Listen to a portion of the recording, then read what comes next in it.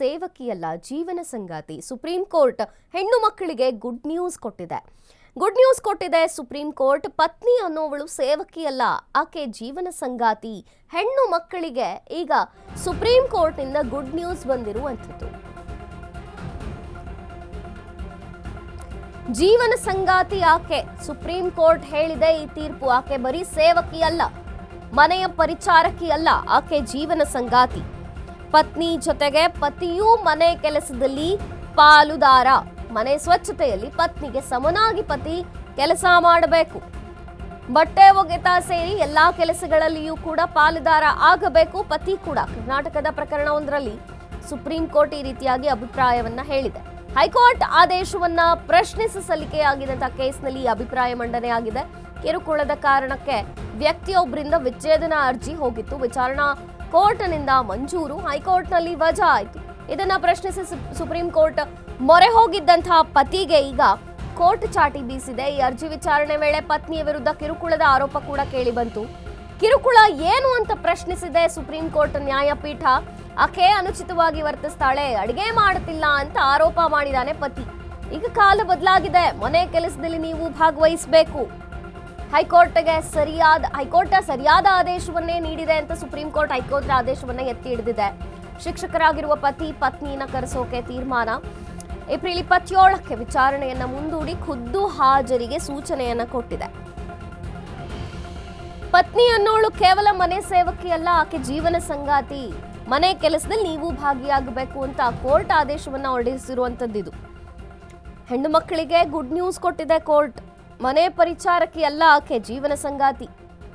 ಪತ್ನಿ ಜೊತೆಗೆ ಪತಿಯೂ ಮನೆ ಕೆಲಸದಲ್ಲಿ ಪಾಲುದಾರ. ಕೆಲಸಗಳನ್ನು ಶೇರ್ ಮಾಡ್ಕೊಂಡು ಮಾಡಬೇಕು. ಮನೆ ಸ್ವಚ್ಛತೆಯಲ್ಲಿರ್ಬೋದು, ಬಟ್ಟೆ ಒಗೆತದಿಂದ ಹಿಡ್ಕೊಂಡು ಎಲ್ಲಾ ಕೆಲಸಗಳಲ್ಲಿಯೂ ಪತಿ ಕೂಡ ಪಾಲುದಾರ. ಹೆಲ್ಪ್ ಮಾಡಬೇಕು ಹಸ್ಬೆಂಡ್ ಅನ್ನುವಂಥ ಆದೇಶವನ್ನ ಈಗ ಕೋರ್ಟ್ ಕೊಟ್ಟಿದೆ. ಕರ್ನಾಟಕದ ಪ್ರಕರಣವೊಂದರಲ್ಲಿ ಸುಪ್ರೀಂ ಕೋರ್ಟ್ ಈ ರೀತಿಯಾಗಿ ಅಭಿಪ್ರಾಯ ಪಟ್ಟಿರುವಂಥದ್ದು. ಹೈಕೋರ್ಟ್ ಆದೇಶ ಪ್ರಶ್ನಿಸಿ ಸಲ್ಲಿಕೆಯಾಗಿದ್ದಂತಹ ಕೇಸ್ನಲ್ಲಿ ಈ ಅಭಿಪ್ರಾಯ ಹೊರಬಂದಿದೆ. ಕಿರುಕುಳದ ಕಾರಣ ವ್ಯಕ್ತಿಯೊಬ್ಬರಿಂದ ವಿಚ್ಛೇದನದ ಅರ್ಜಿ ಹೋಗಿತ್ತು. ವಿಚಾರಣಾ ಕೋರ್ಟ್ನಿಂದ ಮಂಜೂರು, ಹೈಕೋರ್ಟ್ನಲ್ಲಿ ವಜಾ ಆಯಿತು. ಇದನ್ನ ಪ್ರಶ್ನಿಸಿ ಸುಪ್ರೀಂ ಕೋರ್ಟ್ಗೆ ಹೋಗಿದ್ದಂತಹ ಪತಿ ಅರ್ಜಿ ವಿಚಾರಣೆ ವೇಳೆ ಪತಿ ಹೇಳಿದ್ದಾನೆ, ಪತ್ನಿಯ ವಿರುದ್ಧ ಕಿರುಕುಳದ ಆರೋಪವನ್ನ ಮಾಡಿದ್ದಾನೆ. ಯಾಕೆ, ಏನು ಕಿರುಕುಳ ಅಂತ ಕೋರ್ಟ್ ಪ್ರಶ್ನೆ ಮಾಡಿದ್ರೆ ಸುಪ್ರೀಂ ಕೋರ್ಟ್ ನ್ಯಾಯಪೀಠ ಆಕೆ ಅನುಚಿತವಾಗಿ ವರ್ತನೆ ಮಾಡುತ್ತಾಳೆ, ಅಡಿಗೆ ಮಾಡ್ತಿಲ್ಲ, ಕೆಲಸ ಮಾಡ್ತಿಲ್ಲ ಅಂತ ದೂರು ಹೇಳಿದ್ದಾನೆ, ಆರೋಪ ಮಾಡಿದ್ದಾನೆ ಪತಿರಾಯ. ಈಗ ಕಾಲ ಬದಲಾಗಿದೆ, ಮನೆ ಕೆಲಸದಲ್ಲಿ ನೀವು ಭಾಗಿಯಾಗಬೇಕು.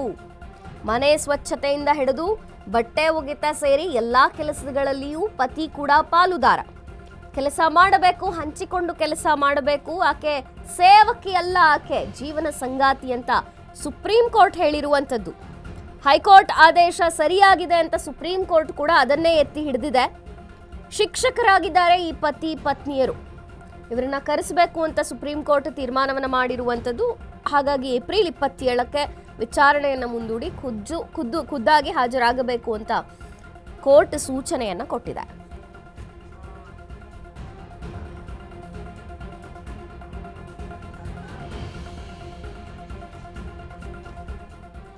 ಬಹಳ ವಿಚಿತ್ರ ಪ್ರಕರಣ ಇದು.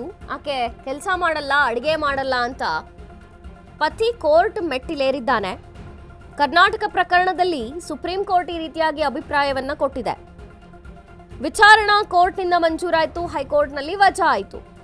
ಹೈಕೋರ್ಟ್ ಆದೇಶವನ್ನ ಪ್ರಶ್ನಿಸಿ ಸುಪ್ರೀಂ ಕೋರ್ಟ್ಗೆ ಹೋದ್ರೆ ಅಲ್ಲಿಯೂ ಕೂಡ ಸುಪ್ರೀಂ ಕೋರ್ಟ್ ಹೇಳಿರುವಂಥದ್ದು, ಹೈಕೋರ್ಟ್ ಯಾವ ಆದೇಶವನ್ನ ತೀರ್ಮಾನವನ್ನ ಕೊಡ್ತೋ ಅದನ್ನೇ ಸುಪ್ರೀಂ ಕೋರ್ಟ್ ಕೂಡ ಎತ್ತಿ ಹಿಡಿದಿದೆ.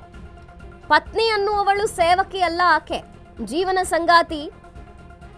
ಪತ್ನಿಯರಿಬ್ಬರೂ ಕೂಡ ಮನೆ ಕೆಲಸದಲ್ಲೂ ಪಾಲುದಾರರು, ಜೀವನದಲ್ಲೂ ಪಾಲುದಾರರು. ಆಕೆಯನ್ನ ಜೀವನ ಸಂಗಾತಿಯ ಥರ ನೋಡಿ ಅಂತ ಕೋರ್ಟ್ ಕೂಡ ಹೇಳಿರುವಂಥದ್ದು. ಏಪ್ರಿಲ್ 27ಕ್ಕೆ ಖುದ್ದು ವಿಚಾರಣೆಗೆ ಹಾಜರಾಗಬೇಕು ಅಂತ ಕೋರ್ಟ್ ಹೇಳಿದೆ.